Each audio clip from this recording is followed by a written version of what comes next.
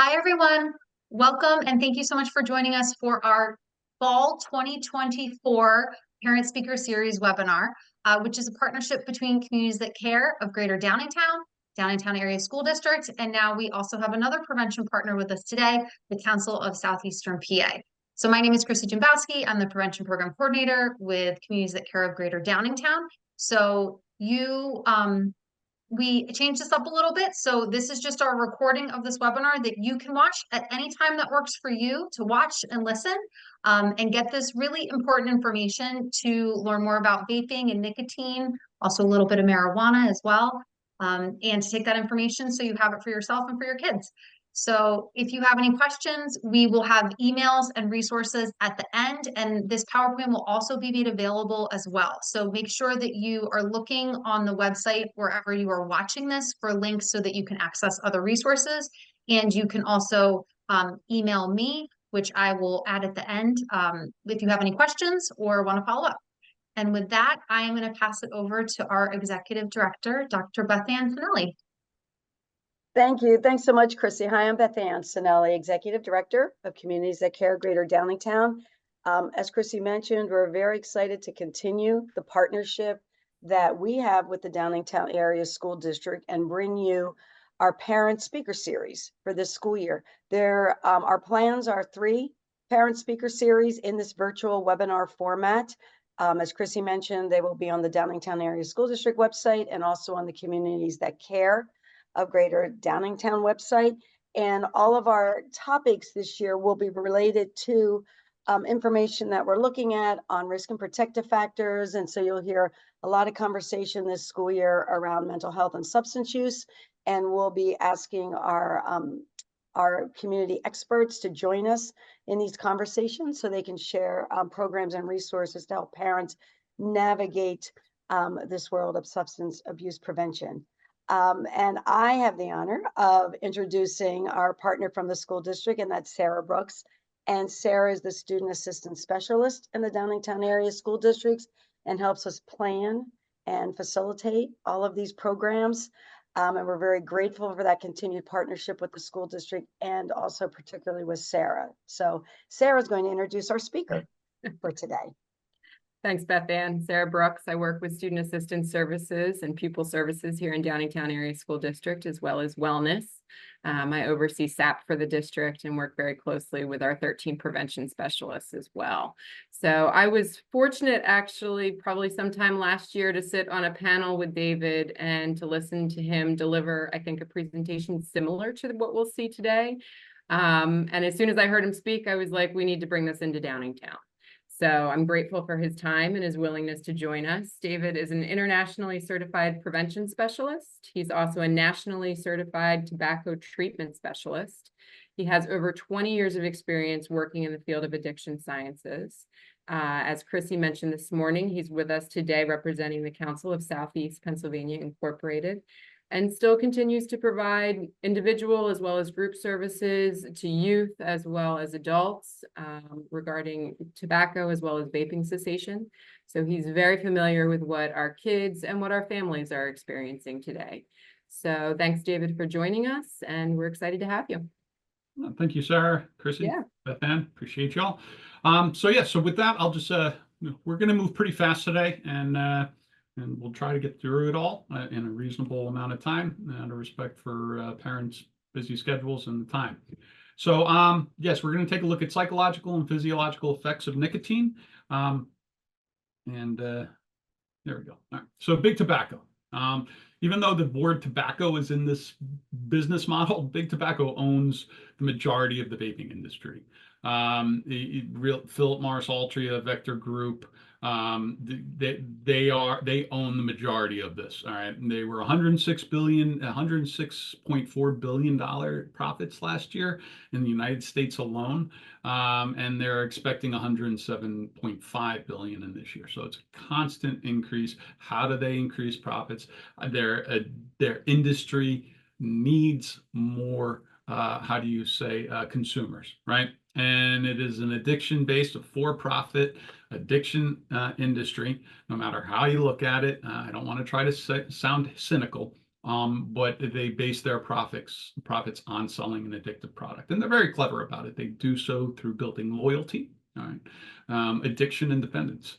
That loyalty can vary in the way it looks, but the addiction really comes down to chemical addiction and the way that their product interacts with the psychological actions in the brain, the neurological reactions when their product is introduced in the bloodstream. Novelty. That's how they build loyalty to as well, not only through the dependency aspect of it, but through the novelty, keeping things fresh and new. Because in nature, variation is pleasurable. That's why we always, that's why we sometimes buy that fashionable product to make us feel better. And there's a little bit of release of dopamine when we engage in that. Shopping is fun. And I absolutely hate shopping, but I do find some pleasure in it from time to time.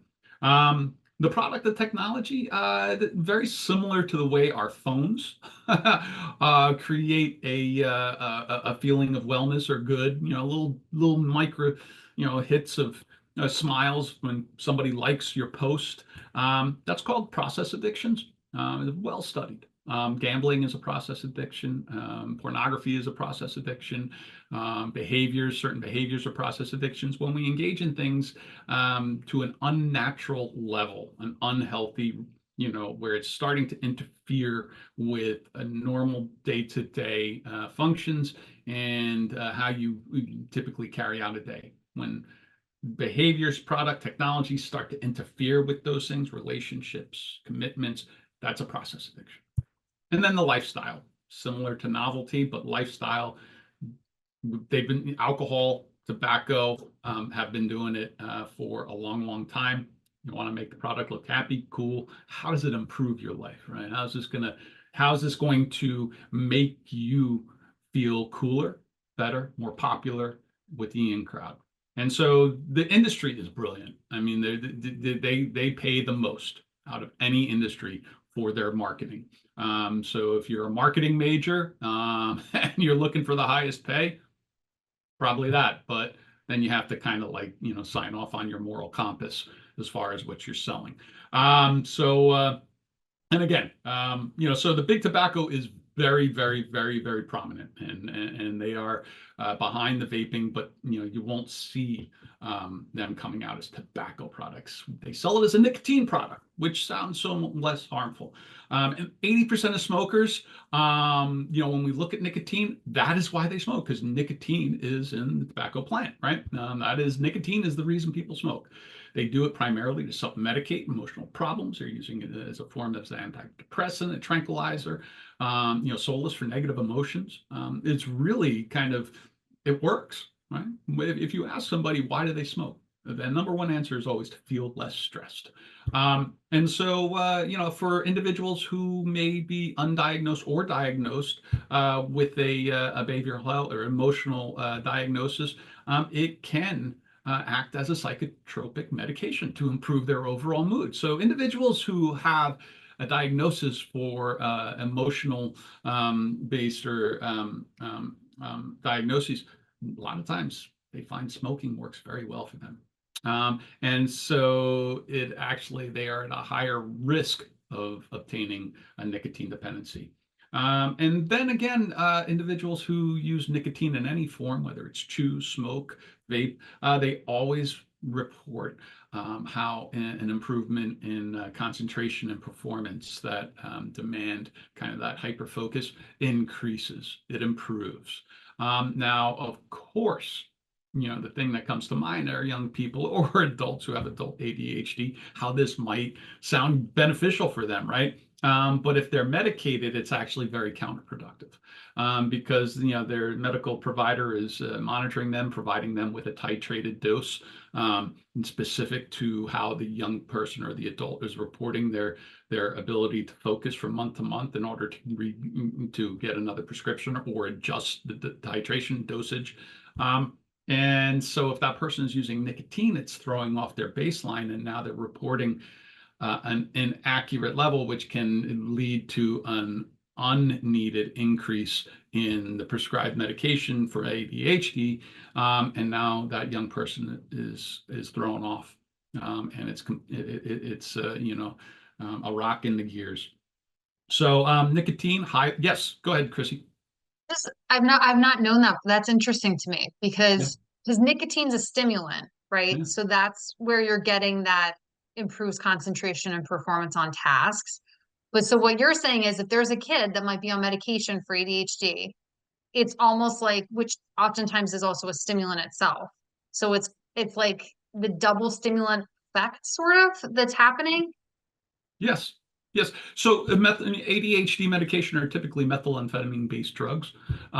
So you're talking about a methamphetamine-based drug, increasing that person's ability, right, Right, to concentrate and perform on tasks that require those things, right. by through improving the stimulants in the brain. Um, and so when somebody is using nicotine in conjunction with those, now they're actually increasing their tolerance Mhm. to stimulant-based drugs, so that when they're not using nicotine, they're actually feeling a withdrawal. And now when they go to their medical provider and report have symptoms improved or worsened, they're reporting worsened because they're experiencing nicotine withdrawals. And now that medical provider increases their methamphetamine dose.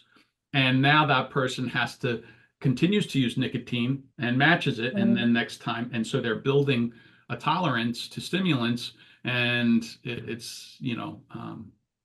the doctor is unable to get an accurate baseline of the young Of what's person's going. function. I never considered that before of how these would just, I mean, I have, but I guess I haven't. Like just thinking, Yeah, I'd be curious to see, what the subset is, because also yeah, these might be kids or also adults that might, absolutely. have stress in general and look for something else externally to deal with that stress. Yeah, And it can so, exacerbate the symptoms. Yeah. right. And so it's just like its own little risk group. So I've not heard that before. So that's really interesting. Yeah, it's this, it's the stuff you don't typically hear from day to day. And Hmm. dopamine is one of those neurotransmitters that we can build a tolerance to. When we engage in conversations or bad jokes or funny jokes, we get a response to it, right? And it's very quick. I assume Beth and Sarah, because you're all Phillies fans, I guess. All right, okay, you Oh, guys are yes. absolutely killing it this year, right? Uh-huh. I Uh-huh. like, and you see your smiles right now. You get about a 5% increase in dopamine, and now it's gone because I'm a Yankees fan. And now there it is again, that 5% increase, right? And that's what engages, that's what motivates us to engage in conversations, engage in meaningful dialogue with maybe people we just meet, is that if we talk to somebody and they give us a little bit of dopamine, because it takes a little bit of skill and effort on our part to engage in a conversation, um, it makes us smile for a second, then it's gone, and then you're like, yo, brain, that was great. Hook me up some more of that. The brain's like, no, nothing's for free. You got to work for it. Get back in that conversation and talk about how Schwarber or whoever is killing it. See, there it is. There it is. You got your Uh-huh. 5%, right? Harper. And Yeah. so you get these lots of little 5% doses, right, throughout the day. And that motivates a young person to interact in different peer groups and social groups, navigate and determine who they want to be around. Because if the person talks to somebody and they're not getting any dopamine, they're going to be like, next, right? So this is how dopamine works naturally, and it's there's a variation, right? It's not a constant. So things like good grades, art, music, about a 15% increase in dopamine from baseline. There for a few seconds, it's gone. So when you get an A on a test, you're like, oh my God, that's great. It feels really good for about a minute or two, and then boom, it's gone. And then when they get home later on that day and they say, Mom, I got an A on the test, that's fantastic. Now it's boom, dopamine again, and then it's gone. Yo, brain, hook me up some more. How do I get some more of that? Brain's like, you got to do it again. Get another A, right? Sports, physical activity, about a 25% increase. Physical activity, the number one way to get the most dopamine that we can naturally attain. It's about a 25% increase from baseline. All right. And that's why individuals who are engaged in sports, young people who are engaged in sport, tend to be healthier and happier.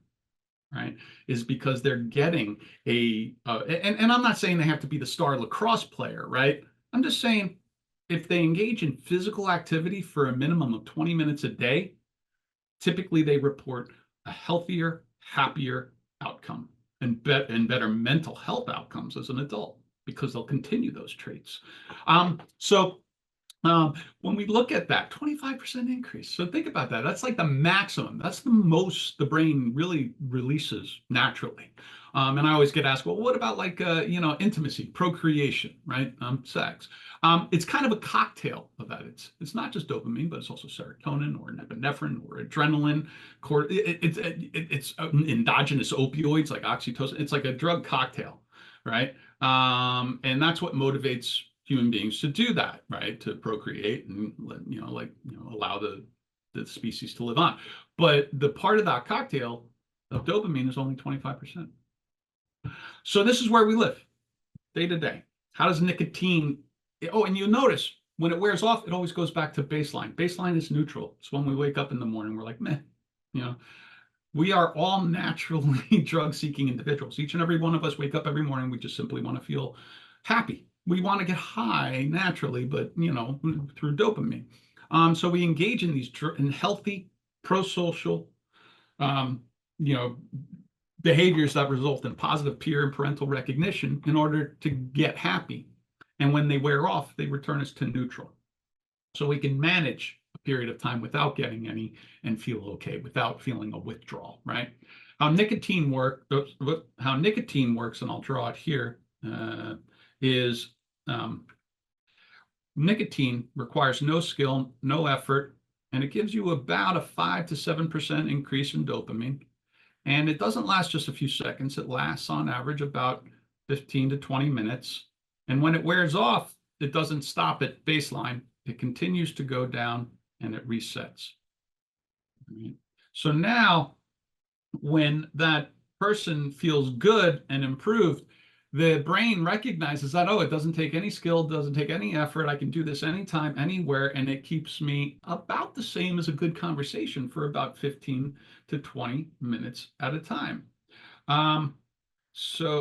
Excuse me, I just got to move here. All right, nope, that's not right.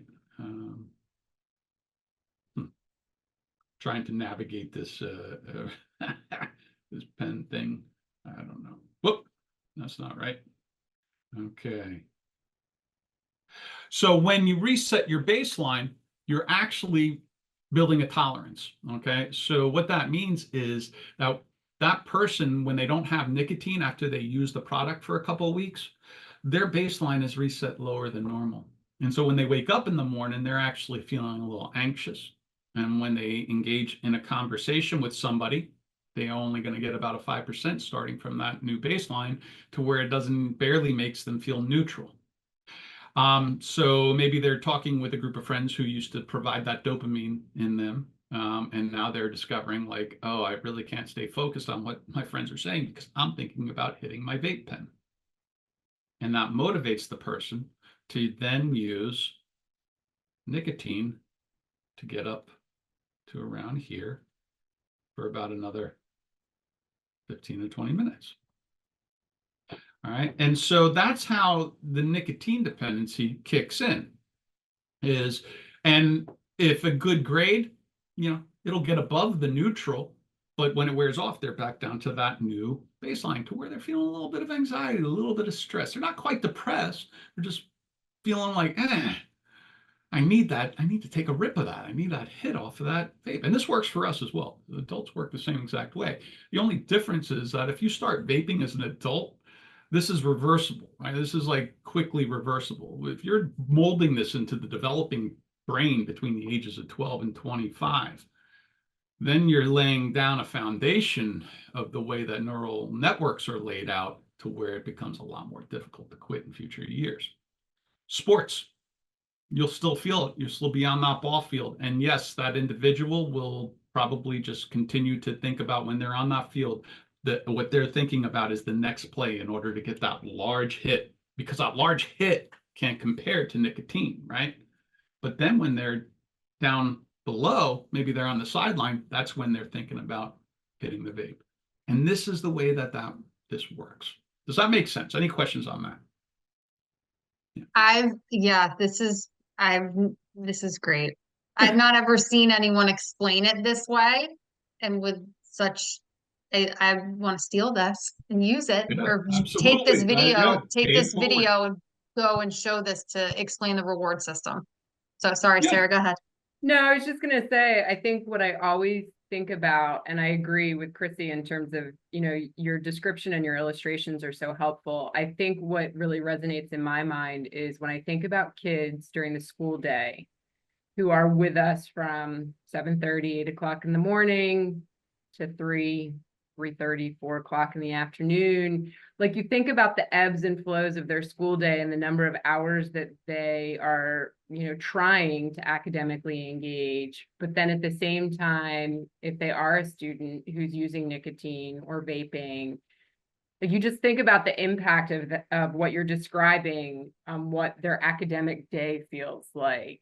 And I feel for kids, because I would imagine as you're trying to sort of navigate your own body and your system, and then also try and attend to like academic aspects of the day, but then you've also got all of this going on. I mean, it always makes me think about what our kids experience throughout the course of the school day. So thank you. I agree with Chrissy. I think it's so helpful to see. Yeah, no, and you're talking, you're saying academic day, but also, like the social day too, Sure. right? Yeah, and I know that's what you were getting at, like academic school isn't just about academics, it's also about navigating social. Yeah. So it's really important. So how does like nicotine use impact that? And I think back to when I was in high school in the 80s, we had smoking sections. I could go out and I could smoke with my teachers, and I was a smoker back then. I was bumming a cigarette off a teacher. Hey, Miss Marino, you got an extra cigarette? Yeah, Fialko, you owe me 2 tomorrow. You better have 2 cigarettes for Mr. Marino the next day. And it was a student-teacher smoking section. Wow. And so maybe you get out there in between periods, every other period or so, you're good for about 15 or 20 minutes in the next period, and then your nicotine wears off, and now you're down here. And you're losing focus halfway through that class. And you're thinking, man, I hope I get out and, be able to smoke a parliament next break, And if you don't, then you go on to the next class and your attention just isn't there, right? But also socially, one thing I found was if you had a choice to either hang out with friends who didn't smoke between class or strangers who smoked, who were you going with? Yeah. You were going with the strangers to get your nicotine fix because your friends are back here. They don't even get you to neutral. And so, yeah, like such a good point, Sarah. When we look at these young people, because that's what they are. They're young people. Navigating social and academic, how nicotine impacts that. Yeah, it really is an issue. All right, so I think that's it. We can always come back to that.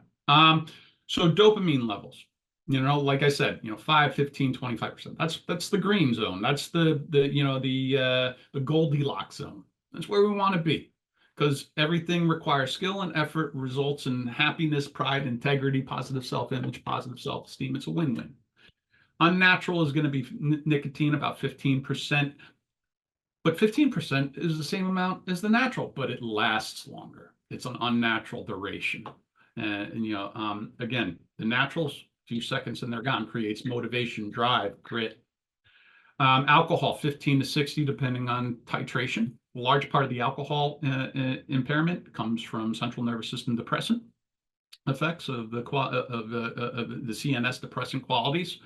And then there's cannabis, 100 to 150% increase. So when we're like thinking about that, right? Like, we look at this is nicotine. Marijuana, I can't even draw it to scale. It's off the chart. And it lasts about an hour to 2 hours. And when it comes down, again, I can't draw it to scale because this is only about like a 15-minute window. When it does come down later on,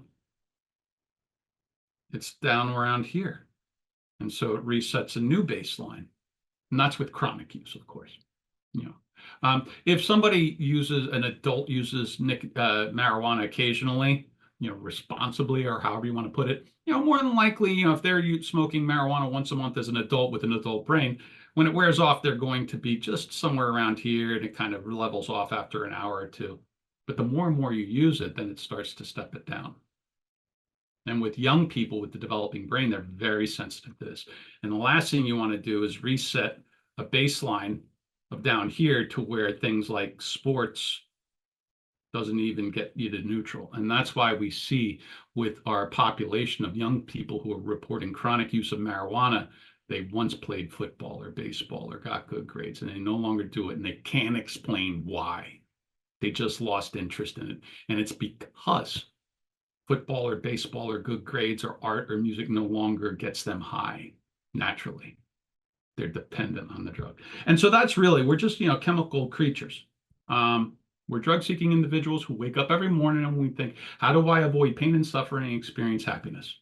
That's our driving line. Acetylcholine, another neurotransmitter, which is a big hook for nicotine use. Nicotine mimics this neurotransmitter, hijacks it, and its main role is to communicate signals between the between the peripheral nervous system, and the central nervous system. All right, central being our spine, our brain, peripheral are all of our twitches and our muscle control. Includes things like digestion, the blink of an eye. Acetylcholine is like really, really, really important, and it has to be at this baseline, this normal functioning. When you use nicotine, it increases these functions, and that's why it's a stimulant for these products. And they may feel like they may feel jazzed, but then again, you build a tolerance, and when you no longer are importing nicotine to increase acetylcholine, now that body is going through withdrawal. All right. It can also impact, acetylcholine is also part of a natural sleep cycle, as another one called anandamide. So acetylcholine, it can impact our sleep. We have waves, right, of sleep. For those who use nicotine, they may have negative sleep implications because it decreases the length that you spend in rapid eye movement. And you spend most of your sleep in what's called deep sleep or heavy sleep. We want to spend most of our sleep in rapid eye movement. That's where we dream. That's where we feel rested when we wake up in the morning. If anybody's ever gone to sleep and then wake up and it feels like you never dreamed, that's because you're not spending enough time in rapid eye movement. So acetylcholine, nicotine, can throw off how a young person rests and feels recharged and revitalized for the next day. Acetylcholine is also responsible for learning by temporarily enhancing it while they're using it. They may seem focused and able to, feel more on point and on task, but once it wears off, now they're at a deficit. All right. So nicotine also is a central nervous system depressant, stimulant, as I said. It raises pulse and heart rate. And so, this person is feeling that aspect of, when I use nicotine, I can learn better. And so that becomes a dependency. But as soon as they stop using nicotine, all right, then they find it challenging to use. Now, I don't want to sound like, the nicotine hater, even though I do have a negative view of it. Just like any plant out there, most of our medicines come from plant. There's some medical benefit that's being discovered about nicotine, right? Now, with any medication, risk and benefit. Does the benefit outweigh the risk? And if so, have that discussion with your medical provider to move forward or not. What they're looking at is senile dementia is largely characterized by neuronic loss and a reduction in acetylcholine levels in the brain as we age. Looking at using low doses, very low doses, controlled titrated doses of nicotine through patch or gums or other deliverable ways to help individuals who have already been diagnosed with early onset senile dementia. So there's potential. Now, if you Google, why should I use nicotine as a teenager, this Vanderbilt study actually comes up as reasons why young people shouldn't be afraid of nicotine, because it actually helps you avoid dementia. So of course the industry grabs it and runs with it. Physically, it's a cardiovascular stimulant, decreased immune response. Epigenetics is how we code our sperm and everything regarding that. So we can actually delete or alter very important DNA parts with chronic exposure to nicotine. Nicotine also prevents cells from self-destructing when a mutation occurs. So even though, and you can read all about this if parents want to read a little more, you can click on the links. But when you look at nicotine, it's not considered a carcinogen, although all the research shows that it's a tumor enhancer because it does not allow the body to kill cancer cells. All right. So it's a tumor enhancer, not a cause. But if you're using nicotine in tobacco smoke, a combustible product, then you're interjecting the carcinogens along with the tumor enhancing properties of nicotine. When you look at just nicotine itself, yes, there's a cardiovascular concern, and this is from a high p-value research article within the last 10 years. Nicotine, it's a sympathetic nervous system activation, causes coronary vasoconstriction, increases heart rate, blood pressure, myocardial contractility. It increases myocardial demand for oxygen and nutrients. It can cause myocardial ischemia, infarction. It's like a minor heart attack, okay? Reduces myocardial blood, oxygen, and nutrient supply to coronary occlusion. This is just nicotine. This is like the picture of smoking, right? The carbon monoxide, the oxidant chemicals, but the nicotine, what role does that play? And when you just eliminate the smoking part of it and you just focus on the nicotine, that should be concern enough. So nicotine vaping is not the healthy alternative. It is the less harmful because it eliminates all that other stuff, but it is still risky. And then when we look at how this vaping affects our lungs, we have these alveolar macrophages, which are basically little Pac-Man that clean up all the particulate matter that we breathe in from day to day. There's also another one that fights viruses, gobbles up bad viruses, breaks them down.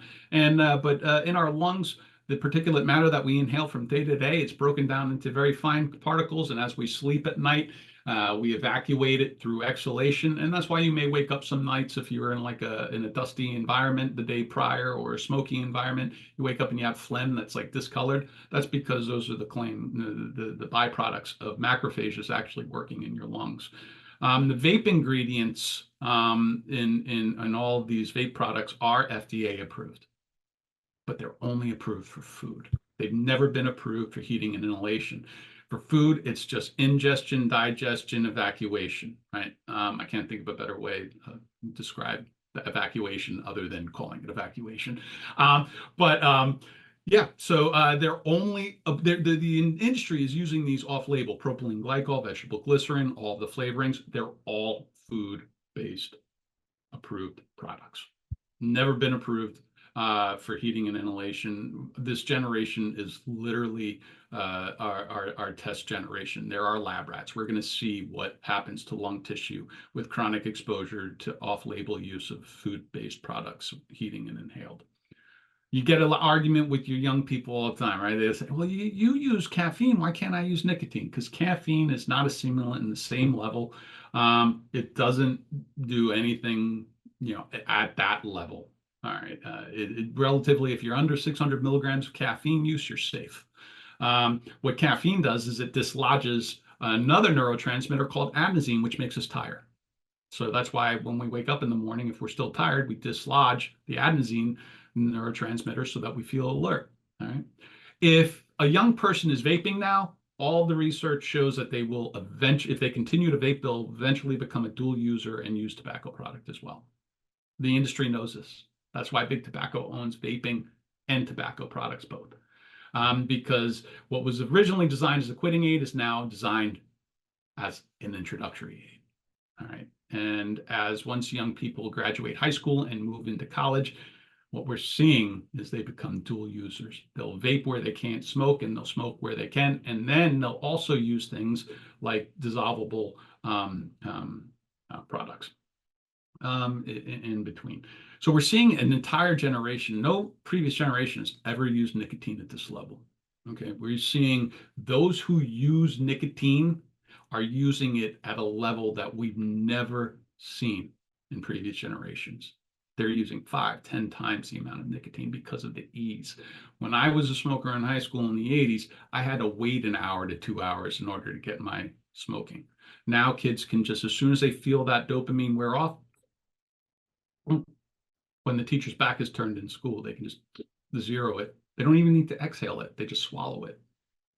And so we're seeing the damaging effects of nicotine use, not used for 3 to 4 hours a day, but for every waking hour, which is very concerning. So puff bars, this is one of the more popular ones for flavors, or it was. It's starting to fall out of fashion.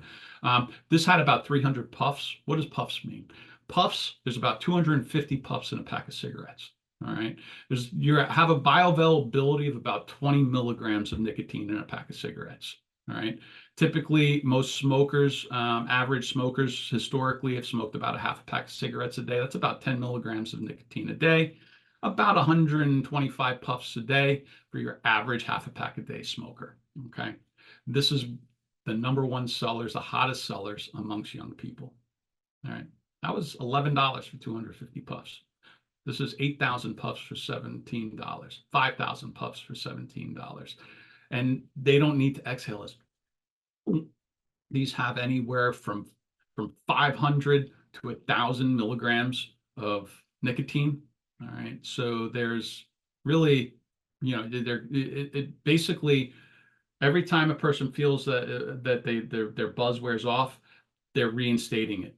Now, the problem is, at the same time, because nicotine is a stimulant, increased heart rate, constricted arteries and blood vessels, increased blood pressure.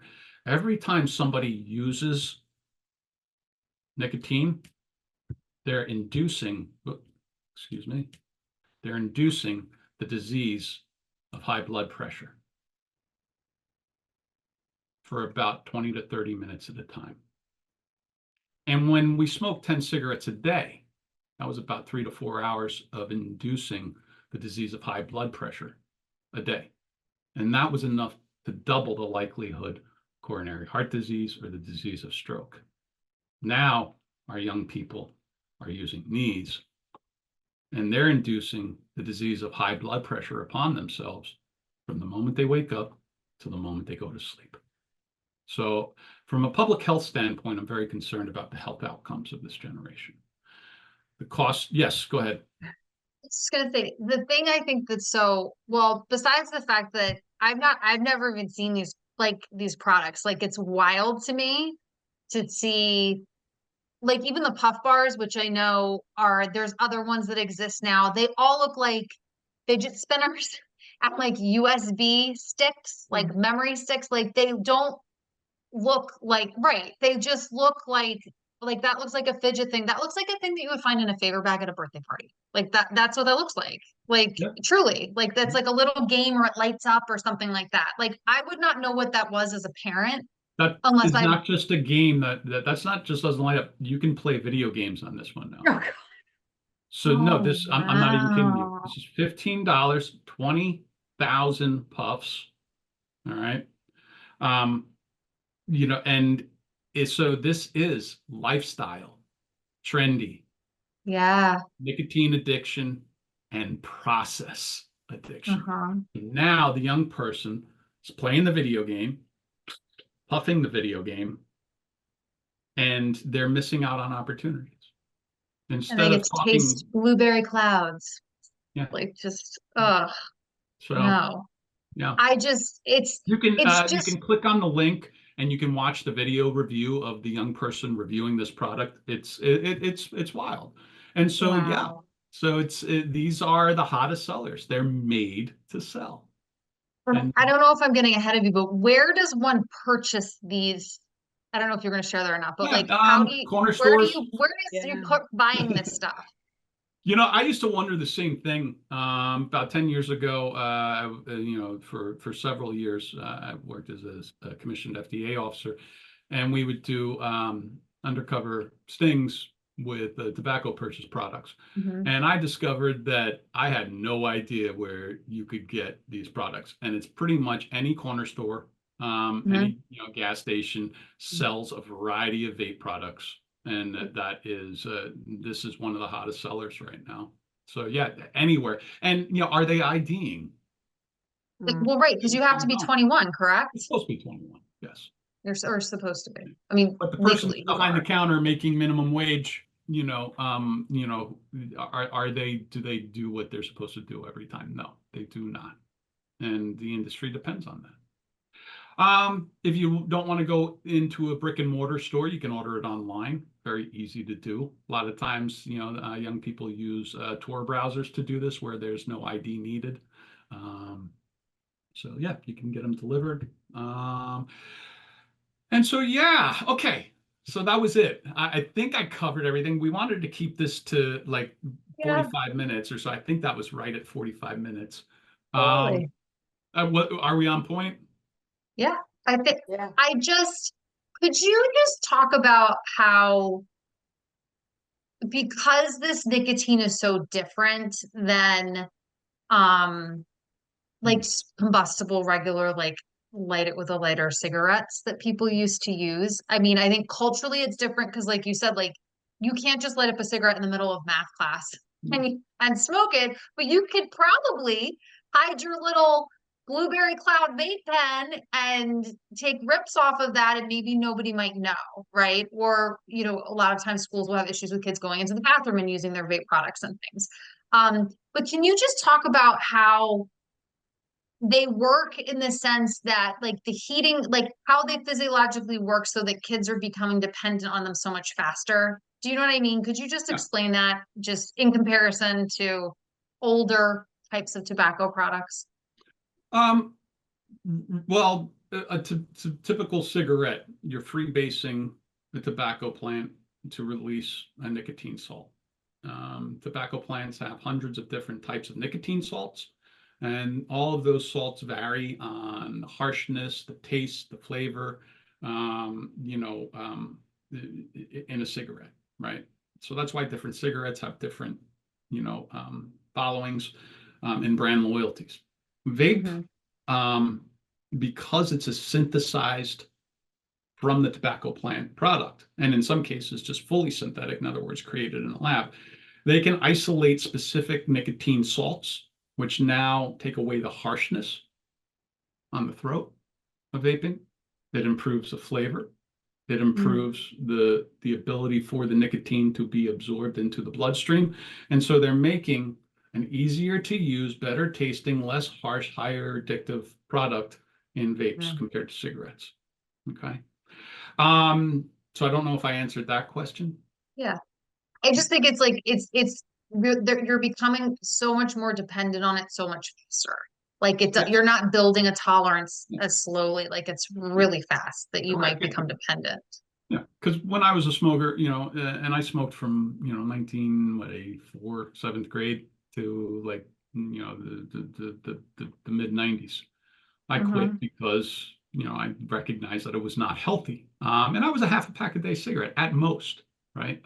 At most, um, and yeah, the taste, the smell, the turnoff. That was always part of the reason why I never became a pack a day smoker or a heavy, what we classify as a heavy smoker.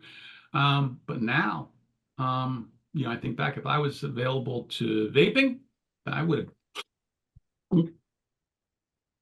like I would have Hmm. hit that thing a lot more often. Absolutely.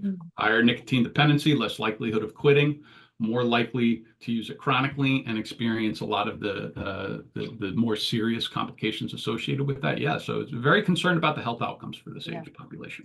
And I don't want to create, a horror, like outlook on it, but I am very concerned about the cardiovascular health because we don't have enough research on it yet. These are all, what we're seeing as far as, like what we see, what we currently know about how high, very high levels of nicotine can create this. And parents might be like, oh, well, my kid only vapes on the weekends. Yeah. Good luck with that. Um, Yeah, they may tell you they're only vaping on the weekends, but I have yet to work, or however you want to call it, treat a kid who only vapes on the weekends after um that doesn't happen. They become daily users. And as long as they continue to vape, they will continue to increase the amount that they use. That is the way the adolescent brain is designed. It's looking for the easiest way to feel happy, avoid pain and suffering, and not require skill and effort. David, I have a question. I want to combine something Chrissy said at the beginning, um, which was, Chrissy, your point about, I just didn't know this. And particularly when you did the illustration of the impact with dopamine and all of that and all of these levels. And you were like, wow. And then Sarah's point, kind of want to wed these two ideas together, talking about a student during the course of a normal school day, the 7:30 to 4 o'clock time, and they're trapped in this cycle that you just sort of illustrated here. And I think that there are probably, I would safely say, a number of parents and educators and staff on the school that really don't know this, really don't understand this. And I guess I'm going to look to you now for sort of advice on this because, we typically say we have policies. And so, if you're caught the first time, the second time, the third time violating with, vaping or nicotine, THC, of course, might slightly more stringent consequences, but we have that. And Sarah and Christy and I really struggled with this and talking about there's this policy piece, but this intervention and cessation piece, because this long-term impact, this impact on academic, on learning, on ability to focus during the day and not worrying about when am I going to get another chance to use my vape device. I think this all has to be considered and informed. The folks making these decisions in a school district looking for help kind of really need to understand the mechanism and what happens with this substance and what it's actually doing versus, okay, if you're caught, you're going to have an in-school suspension, the first, second, third time, whatever it is. And we're really struggling with this. I feel like sometimes this piece is missing. I feel it's a disciplinary thing. And somehow, because you sat in an in-school suspension and perhaps did some online program with facts of vaping, you are now cured. And all No, of these other things. And it's very frustrating to kind of put what Chrissy's point was with, wow, this is amazing. And Sarah's point, like, we've got these kids in school dealing with this. So if you have any words of wisdom or any conversations advice, start at home. Yeah, it really, when you look at data, I'm a bit of a data geek. Because everything I present on, I look to credible sources, right? And when you look at, by the time kids graduate high school, most kids, you're around 70% or so of graduating high school seniors have tried alcohol or some other substance during their lifetime. 70% tried. That can be drinking a half a beer at a celebratory thing last year in junior high. That's what that means, right? What about the 30% who never have? What about the 30% who are reporting they never tried anything? And they people were questioning that. And so they looked into it. Why didn't you try it? The number one reason why young people decide not to do these things are parental perception and acceptance. If the young person perceives that my parents will be disappointed, then I am less likely to do this. And that's enough. So it starts at home. We're rumble strips, right? Someday when I write the book, it's going to be called Rumble Strips. it's a good one. That's good. Because Yeah. I need to patent that, but Yeah. Because we're rumble strips. We are rumble strips. We're keeping the kid in the lane, and our perceptions and expectations. We have to have the conversation. Some schools were designed to educate. Schools weren't designed. I'm going off. So right, like I'm sorry. So I true. probably should watch what I say for a school if I'm a guest on a school district. Oh. But the child is there to learn and to navigate social settings. So we need to have consequences, right? Because the consequences keep a large percentage of kids from engaging in that behavior. They're the ones who are like, oh, I'm not going to do that because I'll get an in-school suspension. Mhm. But do the consequences actually work for the kids who end up with the consequences? They're not perfect. They're not really, no, they're more of consequences in school are rumble strips to keep the kids Yeah. in the lane. They're not necessarily there to treat the kids in the lane. That's where SAP comes in, right? SAP is like the extracurricular. They're like the officers who are trained on how to handle the kids who fall out of the lane. Um, and so, a multi-systems approach is needed for these kids because their contemplation and willingness to change their current behaviors are typically low. They're YOLO. You only live once. It's not going to affect me. Why are parents always trying, why are adults always trying to keep me down? So typically cessation doesn't work for young people. Cessation education can. Information, raising their knowledge on it can, as long as it's not scare tactics. But a lot of times, some of these young people, unfortunately, are going to have to learn through experiential learning. And, again, where are the parents in this equation? How clear were they of their expectations and consequences associated with this? It's interesting, and I appreciate so much of what you just said. And I think as we've done a number of talks on various topics, always come back to, on some level, one, the power of parents. And even though parents don't think that kids are listening or paying attention, and especially during adolescence, sometimes that can look differently, but they are paying attention. So I really appreciate you kind of highlighting that piece. I think the other piece that actually kind of resonated with me throughout the course of this conversation is, I will say, and I do want to touch upon SAP just for a moment, but I will also say before going there, it's interesting because I think in recent years, post-COVID, especially with the increase in mental health need, and I'm preaching to the choir here in terms of the silos between mental health and drug and alcohol, I think schools have gotten much more comfortable and well-versed with the language of being trauma informed. And so we've done a lot of work around trying to increase education and awareness around the fact that, kids have a variety of experiences in and out of school that may influence how they come to us as students. And it's interesting listening to some of your presentations specific to nicotine. And as you had, I think on one of your slides, like fight or flight. And I'm thinking about fight or flight. And I'm also thinking about increased blood pressure. And I'm like, trauma. If I'm a kid with trauma or a trauma history who now also has decided to vape or is using nicotine, I just think about how those things just really are compounded and complicate the picture. So it's interesting. I think, certain, as you and I can both probably talk at length about certain things that have become buzzwords in the field over time. And like I said, trauma-informed has been one that's been very popular in recent years. And yes, we do need to have that language and that lens, but it is just really interesting to listen to some of the science in terms of how nicotine affects the body and some of the parallels there.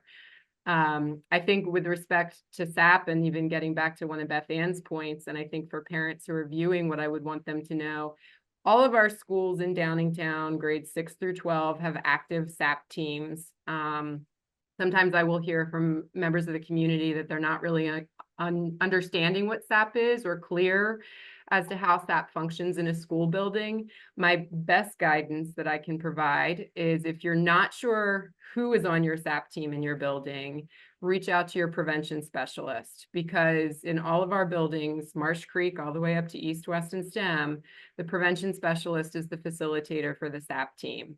And so subsequently, if you have a child who's struggling with emotional or behavioral or mental health or substance abuse challenges, while SAP is not looking to diagnose or treat your child, we can put some supports in place both in school and help you get connected to services outside of school. So I would definitely say if you're not familiar or don't know how to find your school SAP team, please, you can reach out to me. You can also reach out to your building's prevention specialist. I think the other piece I want to highlight, and Beth Ann and I have had countless conversations on this, and I think one of our goals this year, recognizing the concern around vaping and nicotine and things of this nature, is we are trying to increase our capacity to provide programming for students, and students not only who are quote unquote policy violators or students who we catch, but also for students who just want to stop. You referenced kind of your own personal experience with kind of getting to a point where you were like, this is not good for me. That doesn't happen for every kid, or it doesn't necessarily happen for every kid during their K through 12 school experience, but for some kids it does. And so we are trying this year in particular to build a little bit more programming and support resource for kids who, again, aren't even necessarily caught, but just say like, hey, this is kind of becoming a problem and I want to quit. So I do want to kind of just highlight that piece as well. It's really good points, and yet we could talk about trauma-informed care and ACEs, adverse childhood experiences, for hours. I think that yeah, SAP is such a fantastic tool. Student assistance programs. So sorry for the acronym usage. Parents don't always know that is an option, but it really is. It really is just a great supportive tool. There's lots of different avenues to help a young person. Dave, I have one last, do you mind stopping sharing just so then we're not so tiny in the little viewing strip thing? Just as we wrap up. And I just had one last question. Just wondering what you're seeing in the field. Sure. I got to figure out how to stop sharing here. Okay. More. If you can, it's all right. I think it's fine if we leave it. We're breaking the fourth wall of I'm making sorry. the webinars. No, it's okay. Sure. Yeah. Sorry. I'm sorry. What was the question?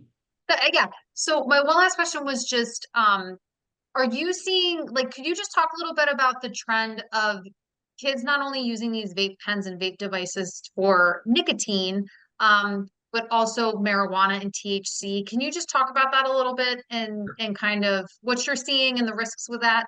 Sure. Yeah. So marijuana, unfortunately, a lot of times when I do see a young person, say in the middle school, using a vape product, nicotine-based vape product, is it a gateway drug? Gateway drugs have been kind of, that term has been, worn out. But it's really a drug of association. If a young person is surrounding themselves with individuals, a peer group of, maybe 8 to 10 other kids who are also vaping, one or two of those kids are more than likely going to bring in what's called a cartridge, which is a THC-based product, a vaping device, which is also the preferred method of using marijuana by young people now, because there is no smoke, there is no papers or bowl or paraphernalia. It's just one device. You can just puff it. You don't even need to blow it out. It's very discreet.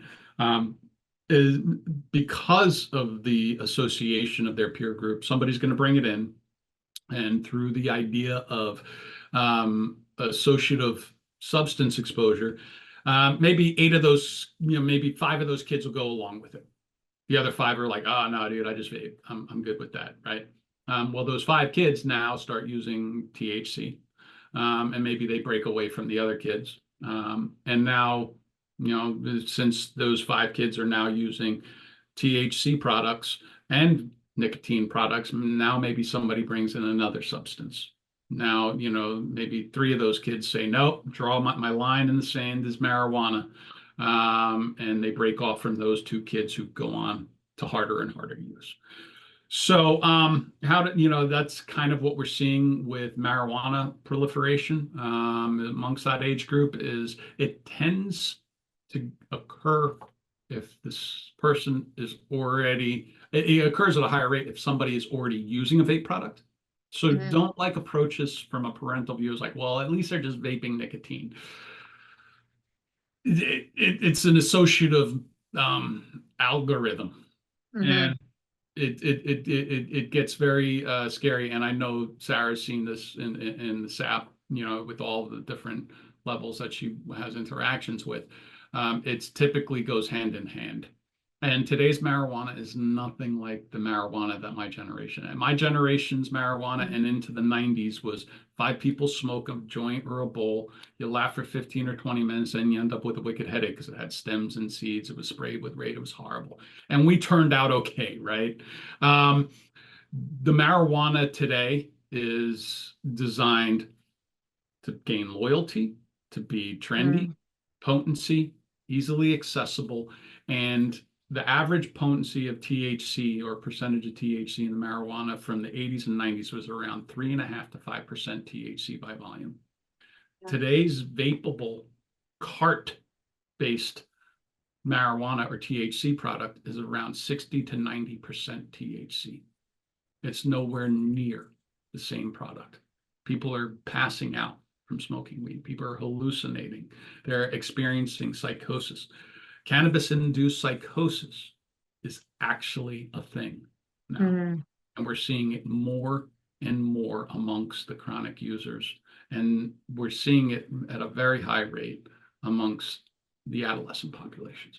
So marijuana is not what for parents, hey, I get it. If you're an adult, you want to smoke some weed, responsibly in a state where it's legal, that's your business because you've got an adult brain.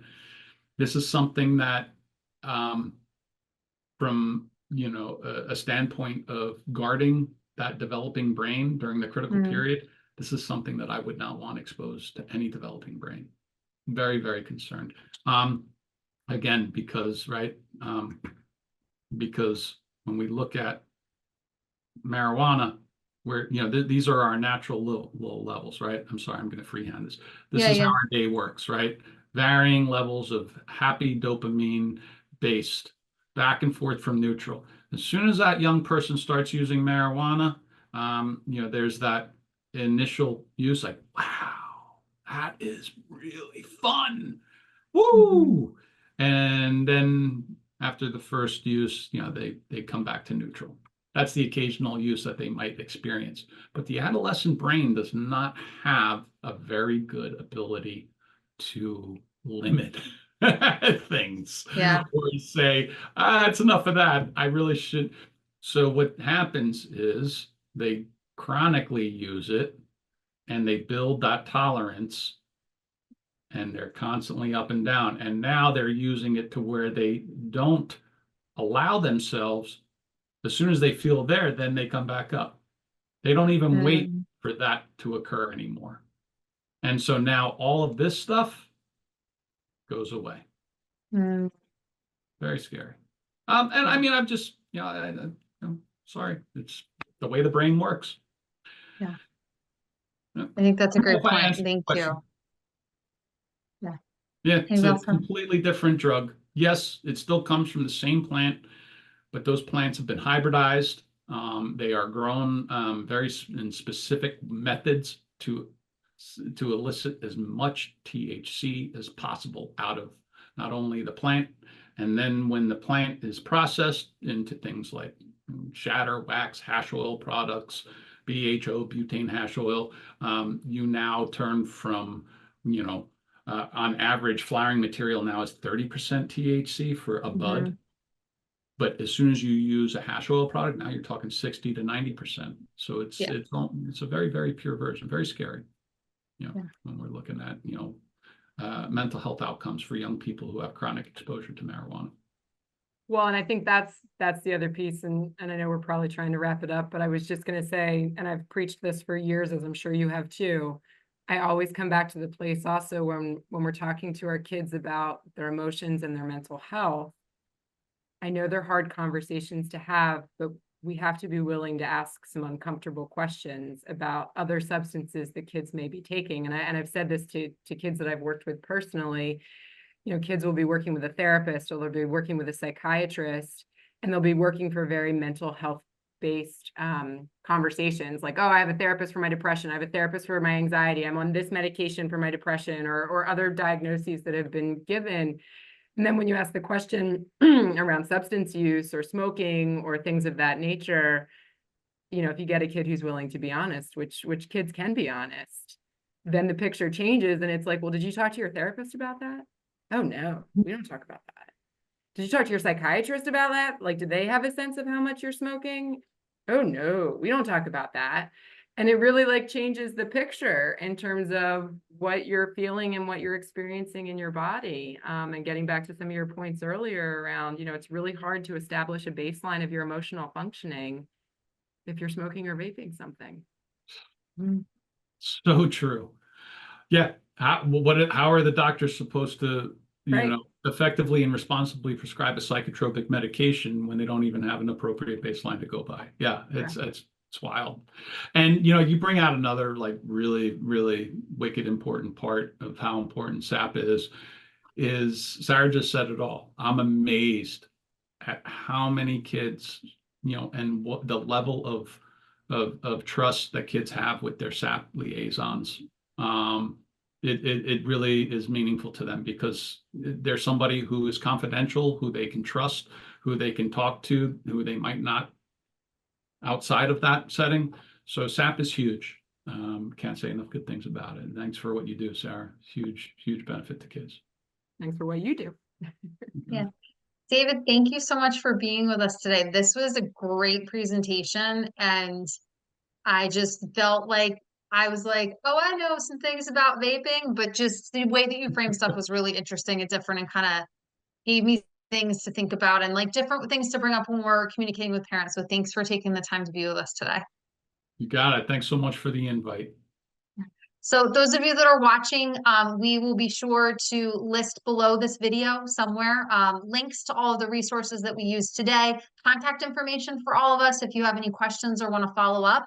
And if you are listening or watching, listening to this and you enjoyed it and felt like you learned a lot, please feel free to send this link to a friend, to another parent, so you can share this information. And be sure to follow us on socials. dtownctc.org is our website, just to stay up to date on everything we have going on. And thank you.